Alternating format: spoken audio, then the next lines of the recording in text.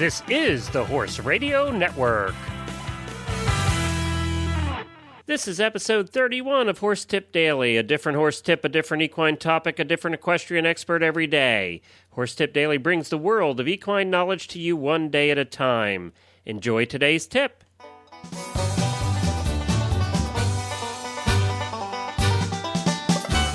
Yes, it's Glenn the Geek back here with you from Lexington, Kentucky, and you're listening to Horse Tip Daily like we do every day. Welcome back. I appreciate you listening. Today we are excited to have a new person joining us in our stable of experts. Sinead Halpin is an international competitor, a trainer, and she's been riding at the advanced level since 1999.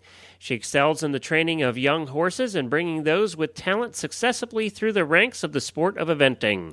She is an ICP certified trainer with the USEA and is one of the original board members of the PRO. That's the Professional Riders Organization.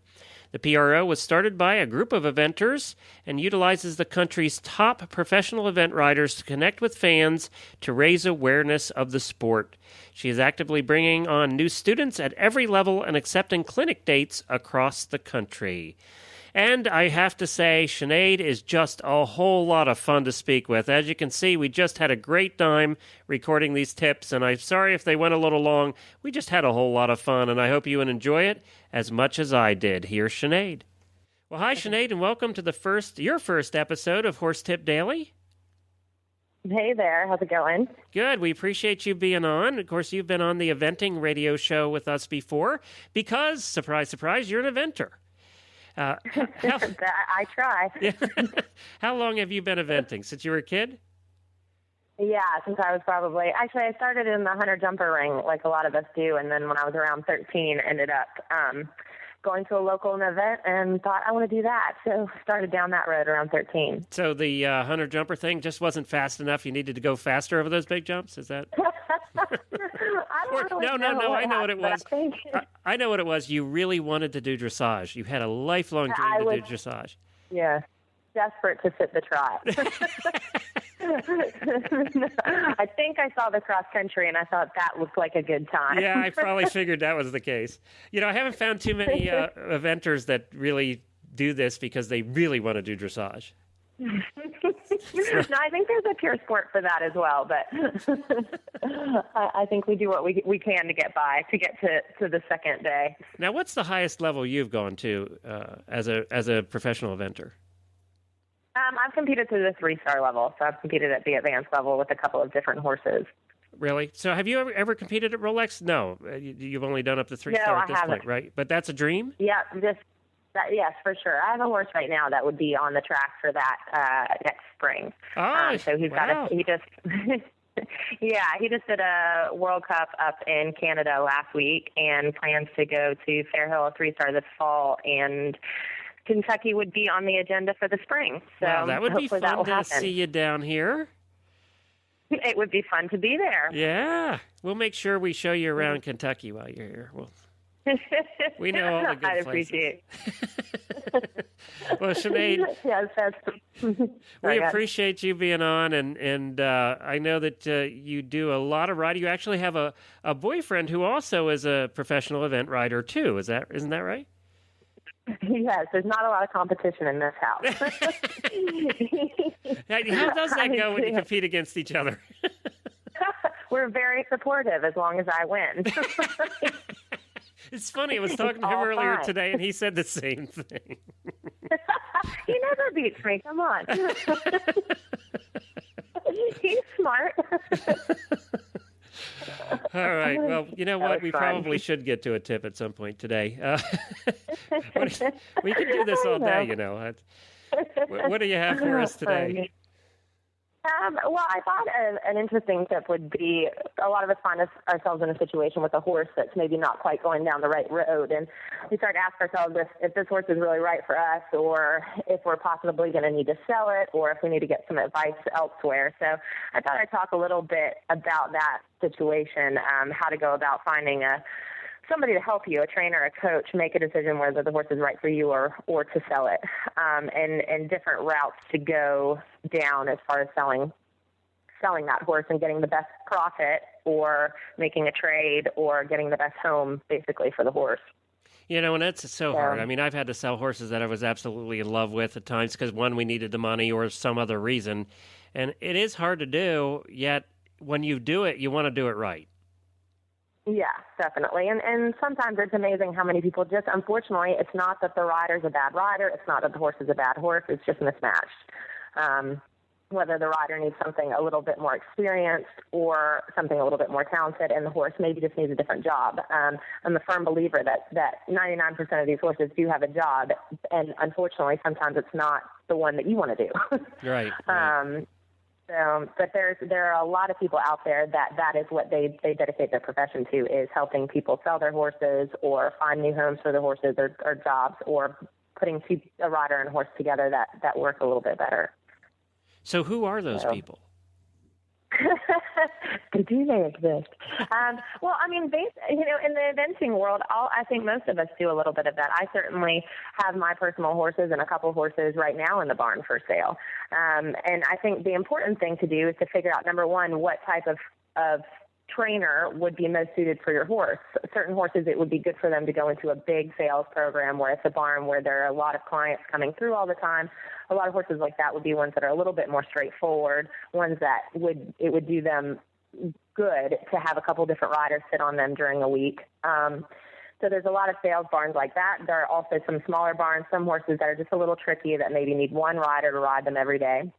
And what I would recommend doing is, number one, going on, most professionals have a website, and on those websites will be service pages, what they charge to have a horse in training, what they charge to sell a horse, if they put their horses online that are for sale. You can look up on their bio, see if you actually like this person, if you would like your horse to go there. Another way to do that is to go to a couple of competitions, sit in the warm-up ring, watch some people ride. And normally when you go there, you can tell who's teaching, who's riding, who the professionals are, and just see if you like the way that they are with the horses. And again, most eventers are very approachable. And if you go up and have a chat and say, hey, look, I'm having some issues with this, can I come to your barn? Can I come and check out your place? Could you help me in this sort of situation? Most professionals would happily give you the time of day to have a chat. Other things you could do is most of your friends, if you just start chatting with people at the event, start chatting to other horse people, see if they've worked with a trainer, if they like somebody, if they've had a good experience, a bad experience. Word of mouth is huge in the horse sport. What's a typical commission for something like that? Does it vary, or is there a typical commission if somebody's going to sell your horse for you? It's normally 10% they would put on top of that, and that's something that is really, really important. I know nobody likes to have the conversation of money, but it's really important just to get it out there in the first place. What I typically do is a horse will come into my barn. The horse will come in on full training board, basically, and that is they'll pay the board, which is just general care of the horse plus training, which is on top of that, which is the horse gets ridden 6 days a week. We manage his program. We show him to the clients, we advertise him, basically take him to events, take him to horse shows, take him wherever he needs to go. And then when that horse gets into a situation where it goes to a vetting and it sells, I would take a 10% commission on top of that. And that's something that's very important to get out there. A couple of different people have come to me and said, this is what I want for the horse, and I don't care what you put on top of it. Or I've had people that have said, this is what I want for the horse, and you need to include your commission in there. You just need to get that out there in the first place, because there's nothing worse than getting to the end of a deal and all of a sudden money is that can be the deal breaker sometimes. But most of the time it's a 10% commission on top. Do you do a contract? I don't normally until you get to the point of selling the horse. I mean, what I would suggest doing is that if you're unfamiliar with the trainer, is going in on kind of a month assessment period. Send the horse to the trainer for the month. And that means that you can go to the barn. You can watch the horse be ridden. You can see what the plan is. I mean, you can really be involved. And then after that month, you sit down, or 2 weeks, whatever, you sit down with that trainer and you decide, okay, what do you think of the horse? This is what I need for it. This is what I have in it. And now I need you to tell me the truth. What's the best job? What are we really going to be able to get for this horse, or do we need to find another job for it? Or should I go down the line of leasing the horse? Should I donate the horse?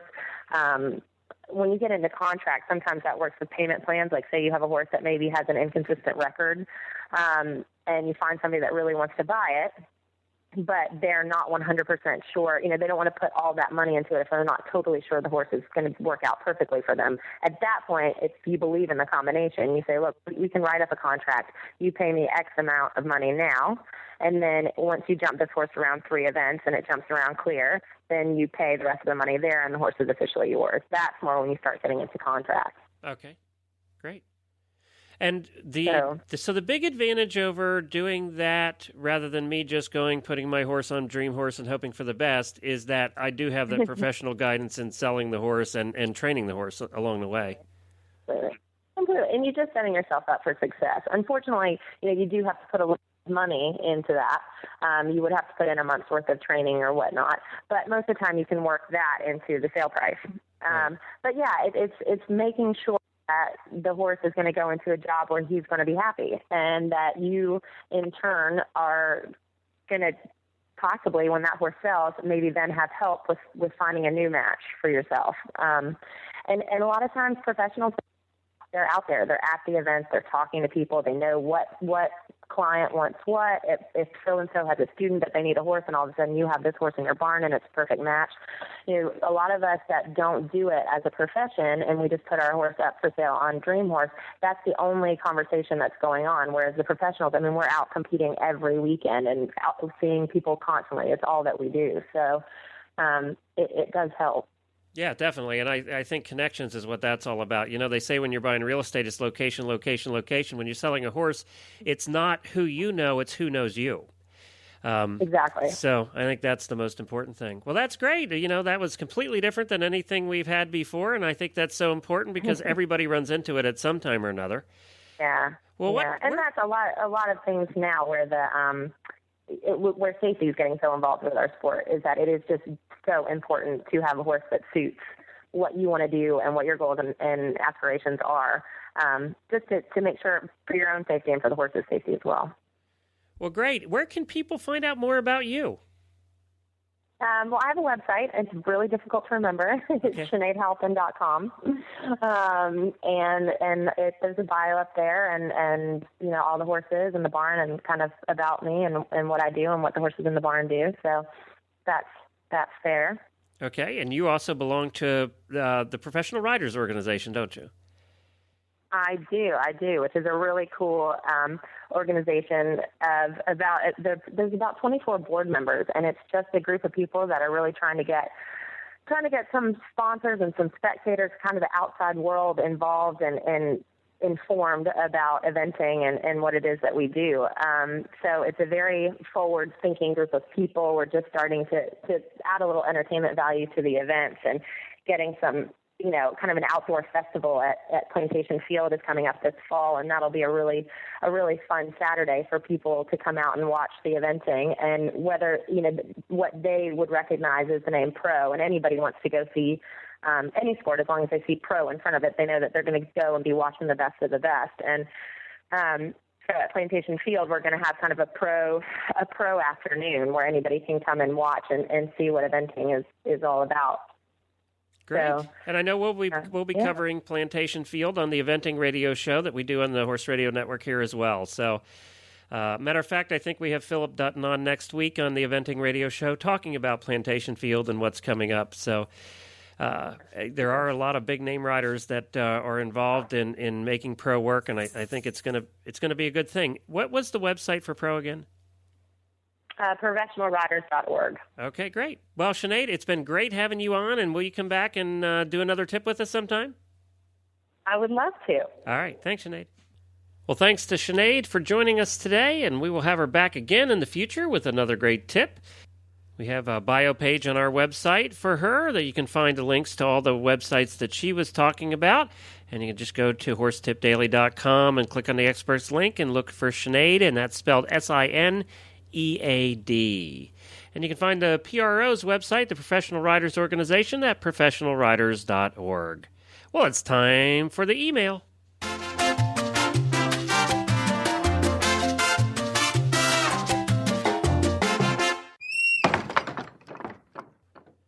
Well, today's email is from Alex in Alabama. And Alex says, "Hey Glenn, what fun I am having listening to these tips.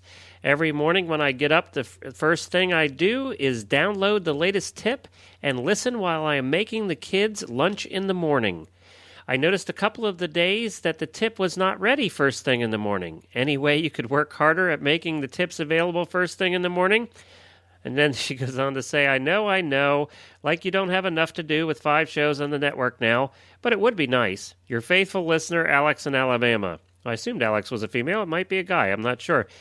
So I will say that I work hard at getting the tips out in the morning. Sometimes they end up being out a little later in the day. We're going to work harder at getting ahead on them so that they will be out every morning. I know a lot of people download them and listen to the tips first thing in the morning when they're having their breakfast or their coffee or something like that. So I will work harder at it. I take my admonishment and bow my head in shame, and I'll try and do a better job. Well, don't forget to check out all the other great shows on the Horse Radio Network at horseradionetwork.com. We have some fun shows coming up this week, and we had some great ones last week. You don't want to miss an episode of any one of them. Well, I'll be back again tomorrow with another new expert and a different horse tip. Until then, stay safe, everyone.